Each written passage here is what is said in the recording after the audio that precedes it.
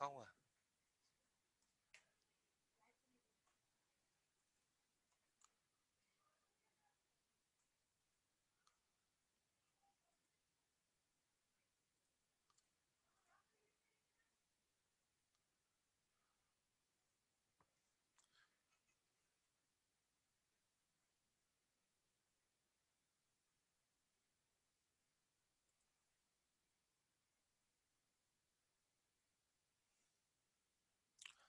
चलिए स्टार्ट कर रहे हैं। स्टूडेंट्स आ रहे हैं, 33 स्टूडेंट्स आ चुके हैं।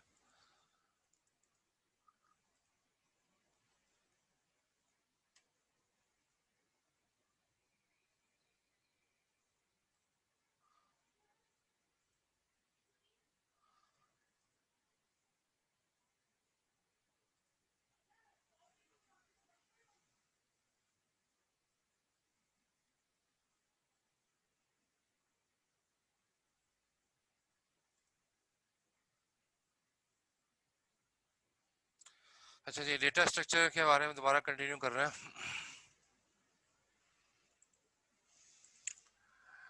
Data structure provides a mean to manage huge amount of data efficiently, such as large databases. ठीक है, तो अगर हम लार्ज डेटाबेसेस की बात करें तो वहाँ पर डेटा स्ट्रक्चर जो है वो जैसे मैंने अभी आपको एग्जांपल दी थी फेसबुक की, यूट्यूब की, बहुत बड़े डेटाबेसेस हैं और उसके पीछे जाहिर है बहुत बेहतरीन सा डेटा स्ट्रक्चर लगा होगा। एल्गोरिदम्स तो लगे ही हैं जाहिर है, लेकिन एल्गोरिदम्स के पहले डेटा स्ट्रक्चर्स होगा जो कि सारे डेटाबेसेस को मैनेज कर रहा होगा बैकग्राउंड में। Data structures are generally based on the ability of a computer to fetch and store data at any place in its memory specified by an address. जो थोड़ी देर पहले बताया था, सारे डेटा डेटा फैच होगा मेमोरी के अंदर, रैम के अंदर। मेमोरी का मतलब रैम, रैम के अंदर डेटा जो है वो फैच होके जो है आएगा और जो कि प्रोसेसर उसको रन करेगा। स्टोर भी होगा और फैच भी होगा मेमोरी के अंदर। और जाहिर है मेमोरी का कोई एड्रेस होगा, किसी स्पेसिफिक एड्रेस के ऊपर जाके जो है वो मेमोरी में डेटा जो है वो सेव होता है। तो पहले से कोई डेटा स्ट्रक्चर होना चाहिए ताकि जो है वो उसको जो है वो सेव करा सके मेमोरी पे। अच्छा जी, यहाँ पर बता रहे हैं types of data structure, data structure की कितनी टाइप्स हैं। तो डेटा स्ट्रक्चर की अगर हम टाइप्स देखें तो एक तो लीनियर डेटा स्ट्रक्चर्स होते हैं और एक नॉन लीनियर डेटा स्ट्रक्चर होते हैं। दो मेजर कैटेगरीज के अंदर हम इसको क्लासिफाई कर सकते हैं डेटा स्ट्रक्चर्स को, linear data structure and non linear data structure. अगर हम बात करें लीनियर डेटा स्ट्रक्चर की, तो linear data structure is a linear if elements are adjacent to each other. linear कब होगा? जब एलिमेंट जो है वो एक दूसरे के बराबर में हो। adjacent का मतलब बराबर में हो एक दूसरे के। जब एलिमेंट्स एक दूसरे के बराबर में होंगे तो हम कहेंगे वो डेटा स्ट्रक्चर जो है वो एक लीनियर डेटा स्ट्रक्चर है। It has exactly two neighbors elements to which it is connected as its previous and next members. ठीक है, यानी कि जाहिर है एक एलिमेंट है ए, ठीक है, उसके बाद अगले अगले अगले इंडेक्स पर जो है वो बी आ रहा है, उसके बाद अगले इंडेक्स पे जो है वो सी आ रहा है, यानी कि उसके बराबर में ही है, इसके बराबर में ही है। ठीक है, तो जो चीजें एडजस्टेंट होंगे, जो एलिमेंट्स बराबर में बराबर से बराबर होंगे, वो कहलाएंगे आपके लीनियर डेटा स्ट्रक्चर। तो एक एलिमेंट के अगर आपने एक्सेस कर लिया, उसके जरिए से आप बाकी सारे एलिमेंट्स को एक्सेस कर सकते हो कि जाहिर है वो सारे एक के बाद दूसरा एलिमेंट जो है मौजूद होगा। ये स्ट्रेटेजी होती है लीनियर डेटा स्ट्रक्चर के अंदर। इसकी एग्जांपल देखें, अगर आप लीनियर डेटा स्ट्रक्चर की अगर आप एग्जांपल देखें तो उसमें एरेज आ गया, लिंक लिस्ट आ गया, स्टैक आ गया, क्यू आ गया। These are the examples of linear data structure. ठीक है, एरेज, लिंक लिस्ट, स्टैक और क्यूब। इसके अंदर तकरीबन एक के बाद दूसरा एलिमेंट जो है वो मौजूद होता है। और देखा जाए तो ये इसमें आप देखिएगा लिंक लिस्ट भी जब हम पढ़ेंगे कि, और स्टैक भी पढ़ेंगे, क्यू भी पढ़ेंगे कि एक एलिमेंट को अगर आपने एक्सेस कर लिया, इनमें से किसी एक में भी एक एलिमेंट को एक्सेस कर लिया, तो आप दूसरे एलिमेंट्स को, तीसरे एलिमेंट्स को आराम से एक्सेस कर सकते हैं क्योंकि जाहिर है एक के बाद दूसरा एग्जिस्ट कर रहा है, because these all are linear data structures. हर एक के बारे में डिटेल में पढ़ेंगे हम। नॉन लीनियर डेटा स्ट्रक्चर की अगर हम बात करें, ठीक है, नॉन लीनियर डेटा स्ट्रक्चर, इसकी अगर आप डेफिनेशन पढ़ो, इसमें क्या कह रहे हैं? Non linear data structure is that if one element can be connected to more than two adjacent elements then it is non as non linear data structure. एक एलिमेंट एक से ज्यादा एडजेसेंट एलिमेंट से कनेक्टेड है, एक element एक से ज्यादा एडजेसेंट एलिमेंट से कनेक्टेड है, उस सूरत में जो है हम उसको कहेंगे कि these are non linear data structures.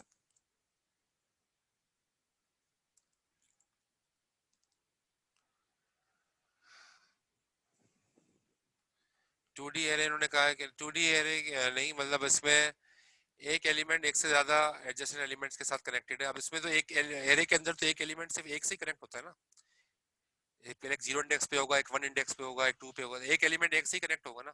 हाँ, अगर जो 2 इंडेक्स पे होगा वो पीछे से भी कनेक्ट होता है और अगले वाले से भी, दो से होता है। लेकिन यहाँ पर बात क्या कह रहा है, मोर देन टू एडजेसेंट एलिमेंट्स, दो से ज्यादा, यानी कि 3 4 5, एक एलिमेंट मल्टीपल एडजेसेंट एलिमेंट से कनेक्टेड है एक ही वक्त में, तो वो हो जाएगा नॉन लीनियर। नॉन लीनियर, ठीक है। इसकी एग्जांपल क्या है, ट्रीज और ग्राफ। ट्रीज और ग्राफ जो है, ट्रीज ले लें या ग्राफ ले लें, ट्रीज के अंदर आपको पता है जैसे कोई एक एलिमेंट है, जैसे ए है, ए कनेक्ट है बी से भी, ए कनेक्ट है सी से भी, ए कनेक्ट है डी से भी, एक कनेक्ट है ई से भी, ठीक है ना। अब ये ए जो है ना वो बी सी डी ई इतने सारे एलिमेंट से जो है ना ये जो है कनेक्टेड है एक एलिमेंट। तो इसको हम क्या कहेंगे कि ये नॉन लीनियर हो गया, नॉन लीनियर हो गया, ठीक है। तो ये ट्रीज के अंदर पॉसिबल है, ट्रीज और ग्राफ के अंदर हम इस तरह की शेप्स बनती हैं, इस तरह की चीजें पॉसिबल है। इस तरह से हम डेटा स्ट्रक्चर पढ़ेंगे ट्रीज के हवाले से भी, जैसे कि आप देखें एवियल ट्री के बारे में चाहे पढ़े हम, या जो है आ, वो ट्री होता है, हीप होता है, हीप हीप भी एक तरह का ट्री है, उसके बारे में पढ़ेंगे। ग्राफ हम पढ़ेंगे, मुख्तलिफ ग्राफ्स के बारे में हम पढ़ेंगे। तो उसके अंदर आपको फिर वाजे हो जाएगा कि नॉन लीनियर डेटा स्ट्रक्चर को भी कैसे हैंडल किया जा सकता है। तो जहां हमें देखना पड़ेगा, जहां हमें लीनियर डेटा स्ट्रक्चर की जरूरत पड़ेगी तो वही करेंगे, जहां नॉन लीनियर की होगी तो वहां पर उसी को जो है वो फॉलो करेंगे।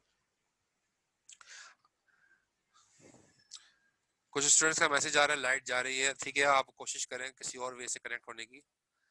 बारिश भी तेज हो रही है, मेरे पास भी यहाँ भी तेज हो रही है।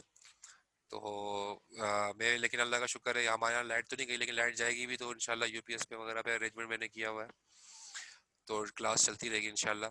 आप भी अपने एंड पे कोशिश यही करें कि अगर आपकी लाइट का कोई इशू हो तो मोबाइल से या किसी दूसरे तरीके से आप लैपटॉप वगैरह या मोबाइल या ऐसी चीज़ें जो है चार्ज करके रखें पहले से, ताकि इलेक्ट्रिसिटी डाउन होने की ज़रूरत में फौरी तौर पे आप किसी और डिवाइस से कनेक्ट हो जाएं।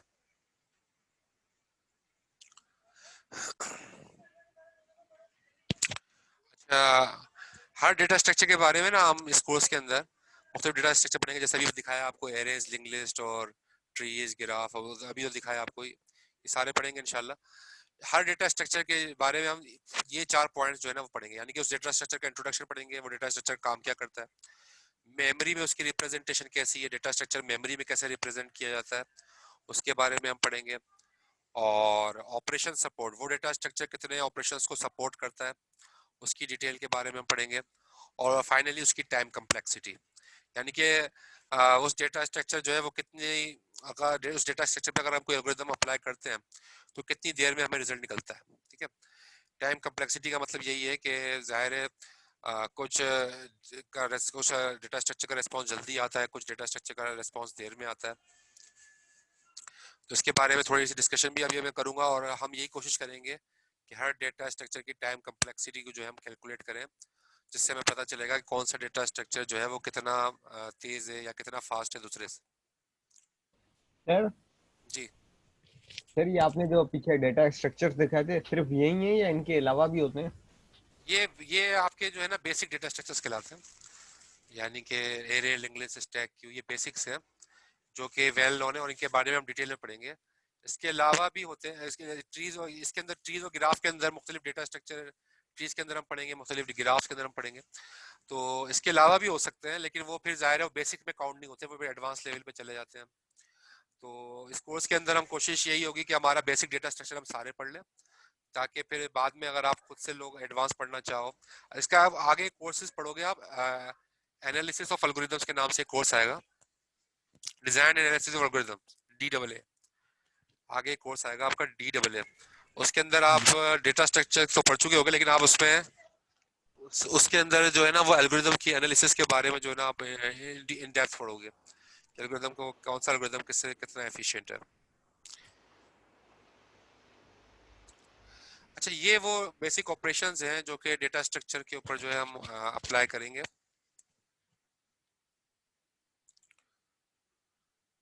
हर डेटा स्ट्रक्चर पे वैसे कोशिश यही करेंगे हर डेटा स्ट्रक्चर हम देखें जहाँ जहाँ एप्लीकेबल है, कुछ जगहों पे एप्लीकेबल नहीं है तो वहां पर देख लेंगे। डेटा स्ट्रक्चर में ट्रेवर्सिंग करना, ट्रेवर्सिंग का मतलब क्या है, हर रिकॉर्ड को एक मरतबा हम एक्सेस कर लें। डेटा स्ट्रक्चर के अंदर जितना भी एलिमेंट्स हैं, हर एलिमेंट को हम कम से कम एक मरतबा एक्सेस कर लें। जैसे एक एरे है अगर फॉर एग्जांपल, ठीक है, एरे है, अब अगर एक एरे में 4 या 5 एलिमेंट्स हैं, ठीक है, जैसे for example A, B, C, D, E, ये एलिमेंट्स हैं एरे के अंदर, तो एरे के हर एलिमेंट्स को हम एक मरतबा एक्सेस कर लें, पहले इसको करेंगे फिर इसको करेंगे इसको करेंगे, ठीक है, एक मरतबा एक्सेस कर रहे हैं एक, तो उसको हम कहते हैं traversing. Access each record exactly once, एक मरतबा अगर हम रिकॉर्ड को एक्सेस कर लें किसी भी तरीके से तो उसको हम कहेंगे कि हमने ट्रेवर्सिंग की है एरे में, या लिंक लिस्ट में ट्रेवर्सिंग की है अगर हमने सारे रिकॉर्ड्स को एक एक करके एक्सेस कर लिए। अब आप हो सकता है उसको नाम अगर एरेज के वैल्यूज को प्रिंट करा रहे हो तब भी आप जाहिर एक्सेस ही करोगे एरे की वैल्यूज को, या लिंक लिस्ट की वैल्यूज को अगर आप प्रिंट करा रहे हो तो जाहिर है वो भी एक तरह से आप एक्सेस कर रहे हो, उसको हम कहते हैं ट्रेवर्सिंग। ठीक है, ट्रेवर्सिंग का मतलब यही होता है कि डेटा स्ट्रक्चर के हर एलिमेंट को, हर रिकॉर्ड को आप एक मरतबा विजिट कर रहे हो। इसके बाद है सर्चिंग, हम सर्चिंग करेंगे, सर्चिंग के कराए देखेंगे, सर्चिंग के एल्गोरिदम्स पढ़ेंगे, और फिर हम देखेंगे कौन सा सर्चिंग का एल्गोरिदम किसके, कौन सा सर्चिंग का जो है वो एल्गोरिदम किस जगह पे मौजूद रहेगा। ठीक है, डेटा स्ट्रक्चर के अंदर जैसे आप सर्चिंग एरे में कैसे होती है, लिंक लिस्ट में कैसे सर्चिंग होती है, तो मुख्तलिफ डेटा स्ट्रक्चर्स के अंदर जो है ट्रीज में कैसे सर्चिंग होती है। तो सर्चिंग के हम क्राइटेरिया देखेंगे, सर्चिंग ऑपरेशन कैसे परफॉर्म होता है डिफरेंट डेटा स्ट्रक्चर्स के अंदर। जाहिर है सर्चिंग जो है वो की के बेस पे भी होती है, की बेस पे भी सर्चिंग होती है कि आपको कोई की दे दी जाती है और आपसे कहा जाता है कि इस की बेस पे सर्च करो। जैसे कोई कोई जिस हिसाब से फॉर एग्जांपल है सी एक की है कि सी जो है वो कहाँ पर है इस डेटा स्ट्रक्चर में, ठीक है, तो सी एक की हो जाएगी। की बेस पे भी सर्चिंग होती है, कंडीशन की बेस पे भी सर्चिंग होती है।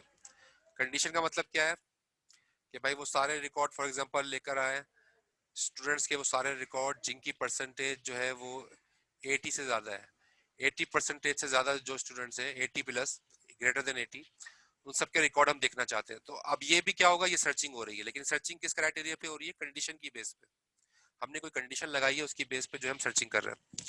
तो सर्चिंग हम देखेंगे मुख्तलिफ डेटा स्ट्रक्चर के अंदर सर्चिंग कैसे होती है वो देखेंगे। फिर ये बेसिक मैकेनिज्म्स हैं इंसर्शन और डिलीशन के ना, इंसर्टिंग डिलीटिंग, तो ये देखेंगे कि भाई एरे में इंसर्शन डिलीशन कैसे होती है, लिंक लिस्ट में इंसर्शन डिलीशन कैसे होती है, स्टैक में कैसे होती है, ट्रीज में कैसे होती है। तो मुख्तलिफ जगहों पे जो है हम इंसर्शन डिलीशन जो है वो हम यहाँ पर जो है चेक करेंगे।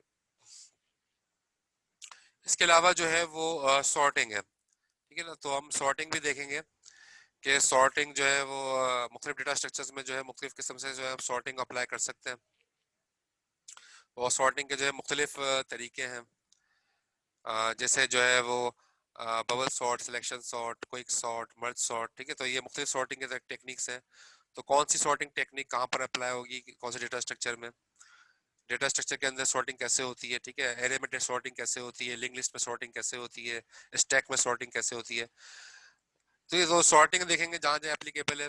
मर्जिंग, मर्जिंग का मतलब क्या है कि दो रिकॉर्ड्स को आपस में मर्ज कर देना। एक फाइल है उसमें ए बी रिकॉर्ड रखा, ए बी एलिमेंट्स है, दूसरी फाइल है उसमें सी डी एलिमेंट्स है। अब इन दोनों को आपस में जो है मर्ज करना है। मर्ज करेंगे तो जाहिर है क्या बन जाएगा, ए बी सी डी, यानी कि आपस में जुड़ गई है फाइल्स। तो ये मर्जिंग ऑपरेशन कहलाता है। तो मर्जिंग ऑपरेशन स्पेशल ऑपरेशन है कि दो डिफरेंट फाइल्स को आपस में मर्ज करना। तो जहां जहां एप्लीकेबल होगा हम डेटा स्ट्रक्चर में वहां वहां जो है मर्जिंग का ऑपरेशन भी जो है अप्लाई करेंगे। तो ये सारे के सारे जो है बेसिक डेटा स्ट्रक्चर ऑपरेशंस हैं, जो कि इंशाल्लाह इस कोर्स के अंदर हम जहां जहां कोशिश करेंगे हर डेटा स्ट्रक्चर के बारे में ये सारे ऑपरेशन हम देखें जहां जहां एप्लीकेबल है।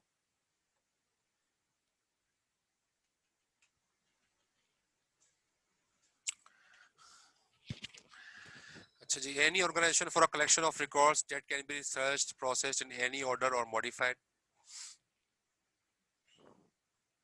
तो डेटा स्ट्रक्चर का एक मकसद होता है डेटा को ऑर्गेनाइज करना, ठीक है, डेटा आपका ऑर्गेनाइज हो जाए तो ऑर्गेनाइजेशन के बाद जो है आप ज़ाहिर है उसको उसके ऊपर कोई भी ऑपरेशन परफॉर्म कर सकते हैं।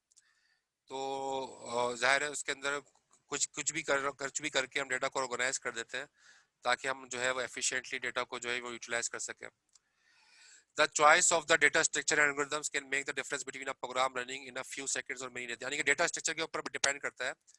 अगर आपने अच्छा डेटा स्ट्रक्चर लगाया है तो कुछ सेकंड्स के अंदर रिप्लाई आ जाएगा, लेकिन अगर आपने खराब तरीके से काम किया है, खराब मतलब डेटा स्ट्रक्चर जहाँ रिक्वायर्ड नहीं था, ठीक है, वहां पर आपने वो डेटा स्ट्रक्चर अप्लाई कर दिया, जैसे कि जहाँ लिंक लिस्ट लगानी थी वहां आपने एरे लगा दिया, तो होगा क्या कि आपका वो एल्गोरिथम रेस्पॉन्स हो सकता है कई दिनों में करे, जहां वो कई सेकंड के अंदर रिप्लाई कर सकता था।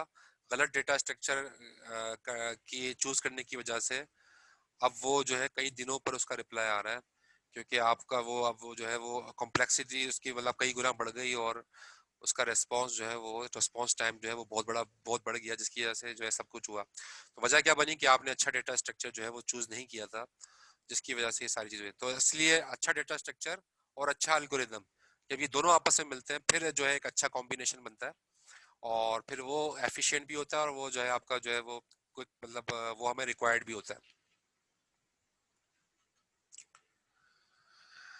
अच्छा जी, एल्गोरिदम के बारे में पढ़ लेते हैं कुछ।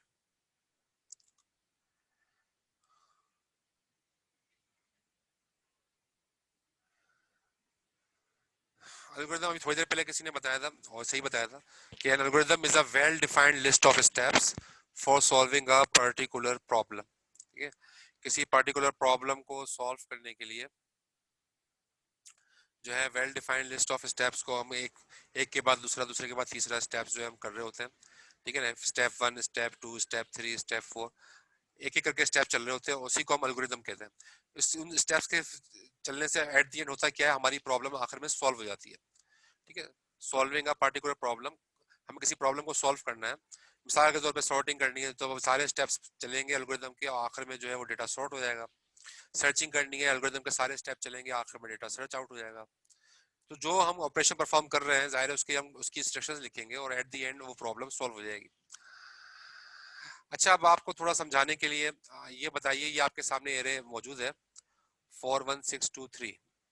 ठीक है, 41623, इसमें सबसे लार्जेस्ट एलिमेंट कौन सा है, सबसे बड़ा एलिमेंट कौन सा है इस एरे में?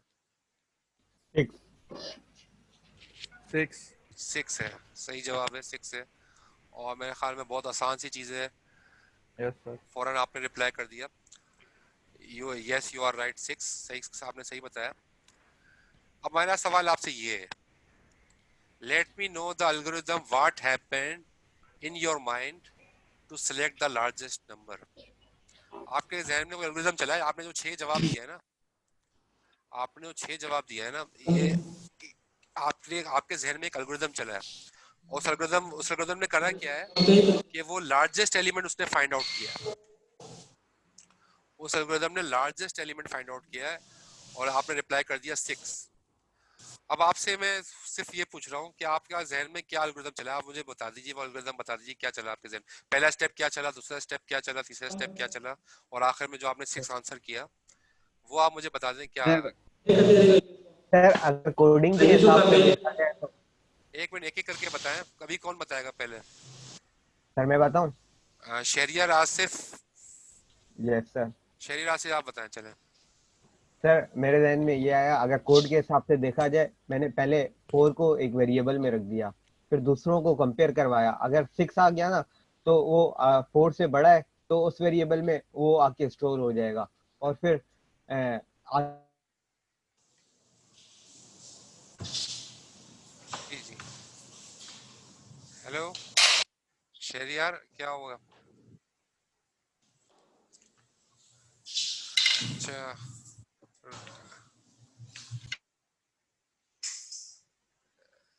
शहरियार आसिफ का आर्गुमेंट हो गया, ये बात सही कह रहे थे शहरियार, जिन्होंने बताया। शहरियार आप मुझसे पढ़ चुके पहले? आवाज नहीं आ रही है आपकी बेटा, म्यूट माइक तो आपका बोल तो रहे हो, लेकिन आवाज नहीं आ रही, आवाज गायब हो गई। ये बात इन्होंने बिल्कुल सही बताई, इन्होंने देखो आपके जहन में हुआ क्या है कि जैसे ही 4162 था ना, मैंने कहा आपसे कोई लार्जेस्ट नंबर बताओ, आपके जहन में एक वेरिएबल बन गया, उसका नाम फॉर एग्जांपल मैंने यहाँ पर रख दिया x, कोई भी वेरिएबल बन गया आपके जहन में, उसमें आपने पहले रखा 4 को, और आपने इसको अज्यूम कर लिया कि ये लार्जेस्ट एलिमेंट है। फिर आपने देखा 1, फिर आपने इसको 1 को कंपेयर किया 4 से, आपने कहा 1 तो 4 से छोटा है, तो इस वेरिएबल के अंदर आपने 4 ही रखा, आपने कहा कि 1 तो छोटा है, इसके लिए आपने उसको ओवरराइट नहीं किया। फिर इसके बाद आया आपके पास 6, आपने 6 को ट्रेवर्स किया, जब आपने 6 को ट्रेवर्स किया तो आपने फिर आपने कहा कि 4 इज लेस देन 6, फिर आपने 4 को हटा दिया और 6 को यहाँ रख दिया, इस वेरिएबल में आपने 6 को रख दिया क्योंकि 6 जो है सबसे बड़ा एलिमेंट है। फिर आप 2 पर आए, 2 को आपने 6 से कंपेयर किया तो 2 तो छोटा है 6 से। फिर आप 3 पर आए, 3 को आपने 6 से कंपेयर किया तो आपने कहा 3 तो छोटा है 6 से। फिर फाइनली आपने आंसर कर दिया जो इस वेरिएबल में था, आपने कह दिया 6 इज द लार्जेस्ट एलिमेंट। ऐसा ही हुआ ना आप लोगों के जहन में? सर सही आपके बताया जहन, था ना? जी सर सही बताया था ना? हाँ सही बताया था बिल्कुल। ये मैं आपसे पूछा था, आपने मुझसे पढ़ा है पहले? नो सर, कभी पढ़ा नहीं है, वो अच्छा लाइट चली गई तो डिस्कनेक्ट हो गया। अच्छा अच्छा, चलो सही है। ये बताया आपने, बिल्कुल सही है, ऐसा ही है बिल्कुल। क्या आपके ना जहन में कोई एक वेरिएबल, हमारे जहन में भी वेरिएबल बन रहे होते हैं और उनमें भी एल्गोरिथम चलता है, ठीक है? तो बस फर्क ये होता है, अब आप लिख सकते हो स्टेप 1 क्या होगा इस एल्गोरिथम का। स्टेप 1 होगा कि आपने एक वेरिएबल डिक्लेयर किया, एक वेरिएबल, उसके अंदर आपने पहले इंडेक्स की वैल्यू को रख दिया। फिर फिर आपने अगला स्टेप क्या किया, फिर आपने ट्रेवर्स करना शुरू किया, अगले इंडेक्स की वैल्यू को चेक किया कि अगर वो पहले से बड़ी है तो उसको ओवरराइड करेंगे, नहीं है तो ओवरराइड नहीं करेंगे। ये काम आप आखिर तक करते गए। ये स्टेप्स होंगे ना इसके सारे स्टेप्स, इस तरह स्टेप 1 स्टेप 2 स्टेप 3, ये सारे स्टेप्स आपके जहन में चले और फाइनली जो है आपने बता दिया कि 6 is the largest element of this array. तो मैं ये बता ये रहा था, बात यहाँ पर आई थी एल्गोरिथम के हवाले से कि एल्गोरिथम क्या होता है, किसी भी प्रॉब्लम को सॉल्व करना हो तो हमारे जहन में बहुत सारे एल्गोरिथम्स चल रहे होते हैं और इतने क्विकली चल रहे होते हैं कि हमें पता भी नहीं चलता हमारे एल्गोरिथम ने कितने स्टेप्स के अंदर वो सॉल्व कर लिया। लेकिन वाकई में ऐसा होता है। जैसे मैं आपसे फॉर एग्जांपल आपसे पूछता हूँ 2 + 2 की वैल्यू क्या है, 2 + 2 करें, क्या जवाब आएगा? 4। और ठीक है, इतनी देर में क्यों बताया, ये तो बहुत आसान सा सवाल था। 2 + 2 तो फौरन काउंट बताना करने में चाहिए। टाइम लगेगा। अच्छा, अब ये तो 2 + 2 में आपने मतलब ये तो, अच्छा मैं आपसे पूछो 5 + 5 क्या जवाब आएगा? 5 + 5 10। 10, ठीक है ना, एंड फौरन बता देंगे आप। लेकिन अगर आपसे पूछूं 6.27 और 9.52, इसका क्या जवाब आएगा? 10 10 इसका 15.789। सर 15.81 आएगा सर। 15.79 आएगा। अब देखो इसमें आप लोगों को देर लगी, क्यों देर लगी, क्या वजह है सर बताओ, कौन बताएगा? कैलकुलेटर उठाने। इसमें तो आपने क्विकली, इसमें तो आपने जल्दी बता दिया, इसमें भी आपने जल्दी बता। अच्छा ये एक और पूछ लेता हूँ, पॉइंट कैलकुलेट 69, करना। तो पॉइंट्स है ना, इसमें पॉइंट भी नहीं है। 69 + 89, 69 + 89 क्या जवाब आएगा? में ये सर 158 158। 158 सर। अच्छा तो जल्दी कैसे बताया। पॉइंट में अच्छा देखो इसमें होता क्या है कि कुछ चीजों से हम यूज टू होते हैं, ये 2 + 2 5 + 5, तो हमें बहुत जल्दी हमारे, लेकिन जब हम ये काम कर रहे होते हैं ना, जैसे ये काम किया हमने या इस तरह यस का सर। काम किया, तो फिर हमें बकायदा वो स्टेप्स, हमारा जहन जो है ना, फिर वो हमें, हम जब वो स्टेप्स को जहन में ले रहे होते हैं तो उसमें हमें टाइम लगता है क्योंकि यस जाहिर है हम सर यूज टू यस नहीं सर। होते उससे। लेकिन हमारे हाँ हाँ जहन में वो एल्गोरिदम चल रहा है, ये तो आप डेफिनेटली देख यस लोगे सर एल्गोरिदम चल रहा है। तो यही बात होती है कि अगर आपको कोई भी प्रॉब्लम सॉल्व करनी है वो आपके जहन में सॉल्व हो जाता है, लेकिन उसको अगर आपको लिखना आ गया ना कि मेरे जहन में पहला स्टेप कौन सा चला, दूसरा स्टेप कौन सा चला, तो एक्चुअली फिर आप कोई सा भी एल्गोरिदम लिख सकते हो, ठीक है, कोई सा भी प्रॉब्लम को सॉल्व कर सकते हो, उसका एल्गोरिदम लिख सकते हो। एल्गोरिदम लिखने के लिए जरूरी नहीं है आपको C# आती हो, जावा आता हो या C++ आती हो। एल्गोरिदम लिखने के लिए आपको सिर्फ लॉजिक चाहिए, ठीक है। आप उसको सूडो कोड के अंदर, सूडो कोड का आइडिया है? जी सर। सूडो कोड का ही बता देता हूँ, स्लाइड में मैंने भूल गया लिखना सूडो कोड के बारे में। सूडो कोड एक्चुअल में होता क्या है, जी सर सूडो कोड का ना कोई हार्ड एंड फास्ट रूल नहीं होता, कोई हार्ड एंड फास्ट रूल नहीं होता। आप चाहे लिखो स्टेप 1, ये भी ठीक है, ठीक है, स्टेप 1 लिखो ये भी ठीक है, आप चाहे लिखो खाली 1, ये भी ठीक है। आपने लिखा खाली लूप लूप लूप, आपने बता दिया लूप चल रहा है, ठीक है, आपने कहा लूप चल रहा है, एक्स की वैल्यू जो है वो x+1 हो रही है, और यहाँ पर आपका लूप जो है वो एंड हो गया, एंड लूप कर दिया आपने। अब ये लूप जो है वो चल रहा है, ठीक है। अब इसमें कंडीशन भी लगा सकते हो कि if x is greater than 10, अगर x की वैल्यू 10 से बड़ी हो जाए तो फिर क्या काम करो, फिर कुछ और काम करवा दो। तो ये लूप आपका चल रहा है। अब ये काम जो है ना, देखो इसके अंदर सारे मैथमेटिकल नोटेशन यूज कर सकते हो आप, प्लस माइनस मल्टीप्लाई डिवाइड, ठीक है। इसके अंदर जो वेल नोन प्रोग्रामिंग स्ट्रक्ट्स है, वेल नोन प्रोग्रामिंग स्ट्रक्ट का मतलब क्या है, जैसे वाइल का आप लिख सकते हो सुडो कोड में, वाइल का लूप, क्योंकि हर प्रोग्रामिंग लैंग्वेज में होता है while a is greater than 10। अब ये आप अपने सुडो कोड में लिख सकते हो, अलाउ है, ठीक है। वाइल का लूप अलाउ है, इस तरह से फॉर का लूप भी अलाउ है, फॉर का लूप क्योंकि हर प्रोग्रामिंग लैंग्वेज में तकरीबन, ये भी आप लिख सकते हो बिल्कुल। और इस तरीके से आप जो है इफ एल्स वगैरह जैसे आप कर सकते हो, इफ एल्स की चीजें जो है वो आप यूज कर सकते हो। और का लूप सही होता हाँ, फॉर का लूप भी सही है, वाइल का लूप भी सही है, इफ एल्स भी सही है, जितने मैथमेटिक्स के ऑपरेटर्स हैं वो भी सारे सही हैं, ब्रैकेट है, स्मॉल ब्रैकेट, कर्ली ब्रैकेट, ये सारे इस्तेमाल कर सकते हो अपने सूडो कोड में। यानी कि दूसरे लफ्जों में अगर मैं आपसे कहूँ कि जितने भी वेल नोन चीजें हैं ना, जिसको सब समझते हैं, मैथमेटिक्स की चीजें हैं, ब्रैकेट्स हैं, वाइल, जो मशहूर प्रोग्रामिंग के कॉन्सेप्ट्स हैं, कंस्ट्रक्ट्स हैं, जैसे कि वाइल है, फॉर है, क्योंकि हर प्रोग्रामिंग लैंग्वेज में होते हैं। एरे है, एरे आप लिख सकते हो, एरे इस तरह से लिख सकते हो आप, एरे 1, इसका नाम आपने एरे 1 रख दिया और आपने एरे 1 डिक्लेयर कर दी, एरे 1 का साइज 10 है, इस तरह से आप लिख सकते हो, ठीक है।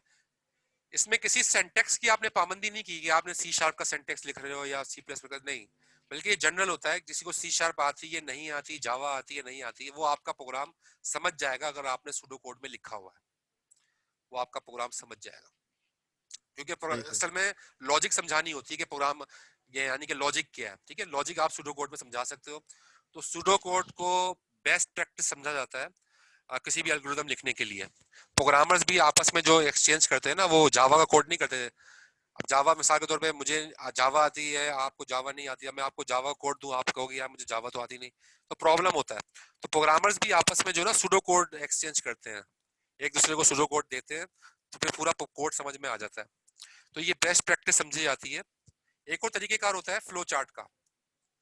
फ्लो चार्ट के जरिए से भी ना प्रोग्रामिंग लॉजिक को समझा जा सकता है, लेकिन फ्लो चार्ट का तरीका एक तो पुराना हो चुका है, दूसरा इसको समझने में जो ना, इसको बनाने में टाइम भी लगता है कि ए की वैल्यू अगर 10 है तो ये कंडीशन, ये आपने देखा होगा फ्लो चार्ट, इस तरह के जो है ज्योमेट्रिक शेप्स होती हैं, यस या नो पे, यस पे ये काम हो जाए, नो पे ये काम हो जाए, ठीक है। सर्किल होते हैं, स्क्वायर होते हैं, इस तरह ट्रायंगल होते हैं, हर एक का अपना मतलब होता है। तो फ्लो चार्ट के जरिए से भी जो है वो लॉजिक एक्सप्रेस हो सकती है, लेकिन ये पुराना तरीकेकार है, और ये जो लेटेस्ट तरीकेकार है सूडो कोड ही समझा जाता है। और आजकल सूडो कोड या जितने प्रोग्रामर्स हैं, आप बुक्स में भी देखोगे, अब मैंने जो आपको बुक दिखाई है उसमें सारे सूडो कोड लिखे हैं, उसमें ये नहीं दिखाया सी शार्प में या इस तरह से नहीं लिखा है, बल्कि सूडो कोड दिए। हाँ, एक रेफरेंस बुक मैंने आपको मैंने एक रेफरेंस बुक भी रखी है एलएमएस पे, सी शार्प की, data structure using C sharp. तो उसमें सी शार्प के ऊपर सारा कोड हुआ हुआ है, डेटा स्ट्रक्चर्स को सी शार्प के ऊपर समझाया गया है। वो मैंने इसलिए रख दिया कि आप लोगों ने सी शार्प पढ़ा हुआ है, और प्रैक्टिकल पॉइंट ऑफ व्यू से अगर आपको कोई चीज़ चाहिए होगी तो फौरन समझने के लिए आपको उस बुक को भी मैंने रेफरेंस के तौर पे वहाँ पर रख दिया है एलएमएस पे, तो वो भी आप डाउनलोड करके जो है ना वो उसमें से भी चीज़ें देख सकते हो। तो इम्प्लीमेंटेशन के पॉइंट ऑफ व्यू से प्रोजेक्ट के अंदर वो आपकी हेल्पफुल होगी, क्योंकि ज़ाहिर है इसमें तो आपको इम्प्लीमेंट करना है चीज़ों को। लेकिन बहरहाल हम अपने पूरे कोर्स के अंदर जो स्ट्रेटेजी रखेंगे वो सूडो कोड की स्ट्रेटेजी रखेंगे पूरे कोर्स में। सूडो कोड के जरिए से इंशाल्लाह जो है ना वो सारे एल्गोरिथम्स को हम पढ़ेंगे। ठीक है, क्लियर है pseudo code? Yes, sir. Yes, sir. Yes, sir. मेरे ख्याल में क्लास का एंड कर देते हैं, टाइम तो हो ही गया। Yes, sir. Yes. जी sir, Yes, next sir. Week इंशाल्लाह। Sir, ठीक next है, class, please. नेक्स्ट वीक में हाँ सर, बारिश भी बहुत तेज हो रही है। बारिश भी तेज हो रही है, लोगों को इलेक्ट्रिसिटी का इशू है। मैंने जो अटेंडेंस लगा दी थी मैं उसी को रखता हूँ, हालांकि अभी मुझे कम नजर आ रही है अटेंडेंस 44। जब मैंने अटेंडेंस लगाई थी 52 थे, अब 44 हो चुके हैं। लोग 53 कम थे हुए हैं, सर। लेकिन जाहिर है इलेक्ट्रिसिटी सर का मेरे मेरी ख्याल उस में वक्त इशू आया लाइट होगा। बंद हो गई थी। जी, लाइट का तो इशू मैं है। एब्सेंट मार्क नहीं कर रहा सर हूँ, बीच में इलेक्ट्रिसिटी मेरी चली गई थी, मेरी अटेंडेंस लगा दीजिएगा। क्या नाम है, नाम बताइएगा। मोहम्मद मुईस असगर 10665। मोहम्मद मुइस असगर मुइस असगर। 10165 अच्छा मुइस हाँ, ये आपकी एब्सेंट यहाँ पर लगी हुई है जी आपका। जी आप सर, शुरू बीच में में लाइट थी। चली गई थी मेरी, अच्छा लाइट चली गई थी। तो जनरेटर चलाया था। सही है सही। असल में आज बारिश का भी मसला है, तो हम लीनियंसी देंगे आज इंशाल्लाह। जो हमें पता चलता जाएगा जिसका लाइट का इशू है, और जो अब सिर्फ 3-4 स्टूडेंट्स ही रहेंगे जो एब्सेंट थे, बाकी सब प्रेजेंट है आपकी क्लास में।